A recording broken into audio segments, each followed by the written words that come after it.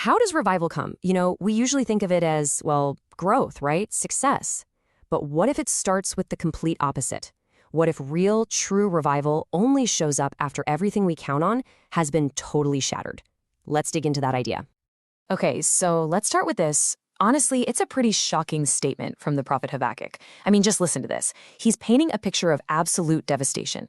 The fig tree is barren, there's no fruit on the vines, the sheep are gone, the cattle stalls are empty. We're talking no food, no income, zero assets, total loss. And right in the middle of all that, he says, "Yet I will rejoice." And that's the big question, isn't it? How on earth can utter, complete loss lead to joy? I mean, it just doesn't make sense. It goes against everything we think we know about happiness and what it means to be blessed. So to really get a handle on this incredible statement of faith, we've got to rewind a bit, go back to the beginning of Habakkuk's story. Because, you see, he didn't start out in this place of peace, not even close. He actually started by arguing with God. This was Habakkuk's raw, angry cry to God. He's looking around, and all he sees are his people, Judah, being absolutely crushed by the brutal Babylonian Empire. And he can't wrap his head around it. Why are the bad guys winning, he's asking. Why are you just silent while your own people are suffering? The whole world felt completely upside down to him.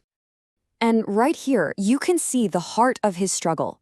On one hand, you have what the world, and let's be honest, what most of us would call a blessing, right? Prosperity, lots of stuff, success. But Habakkuk's reality, it was the polar opposite. Emptiness, failure, total loss. What he was living through just did not line up with what he thought God's favor was supposed to look like. So how does God respond to this desperate cry? Well, he doesn't give a simple, neat answer. He doesn't get into the nitty-gritty politics of the situation. Instead, God gives him a vision. He pulls the camera way, way back to show him a glimpse of this massive, overarching plan for all of history. And this is where it gets really interesting. The vision God gives Habakkuk links up directly with another famous prophecy, the dream of King Nebuchadnezzar. Yeah, that Nebuchadnezzar, the king of the very empire that's causing all this pain in the first place. So Nebuchadnezzar had this dream about a giant statue, right? It was made of all these different metals. And, as the prophet Daniel explained, each part represented a massive world empire. You had the head of gold, that's Babylon, then the silver chest, Persia, the bronze belly, Greece, and the iron legs, Rome. These were the absolute superpowers of their day. But then, something else happens. A stone, one that wasn't cut by human hands, comes flying in and just smashes the whole statue to pieces. And that stone grows into a huge mountain that fills the entire earth. See, that stone is a totally different kind of kingdom, Christ's kingdom, and it's the one that will ultimately triumph over every other power. Okay, that's a cool story, but how does this epic vision of empires rising and falling actually help Habakkuk with his personal, immediate pain? Well, this is where we get to the real paradox at the heart of his story. This was the big reveal, the ultimate point of the vision. God showed him that through the fall of Judah, something absolutely incredible was happening. See, the knowledge of God, which had been mostly contained in this one small nation, was now being carried right into the heart of the Babylonian Empire by people like Daniel. So what looked like a crushing defeat for Judah was actually the very thing that caused God's glory to start spreading all over the world. And this uncovers something that's sometimes called the principle of the cross. It's this deep kind of backward idea that what looks like a horrible loss from where we're standing is often the exact way God's plan moves forward. And once you see it, you start to see this pattern everywhere in history. I mean, think about it. Jesus' crucifixion looked like the biggest defeat imaginable, but it brought life to the whole world. Or later, when the first church in Jerusalem was persecuted, the believers had to scatter. Seemed like a total disaster, right? But as they ran, they took the good news with them, and the faith just exploded, spreading like wildfire. It's this recurring pattern. Through breaking, you get expansion. Okay, so this isn't just some ancient history lesson. Not at all. This very same principle applies directly to our lives, right here, right now. The age of Babylon and Rome might be long gone, but the empires, well, they haven't disappeared. They've just moved inside of us. So what does that mean? What are these empires today? I mean, if we're not being chased down by a foreign king, what are the powers that can take over our hearts and get in the way of our faith? These new empires, they're internal. They are the good things in life that we can accidentally turn into ultimate things. You know what I mean?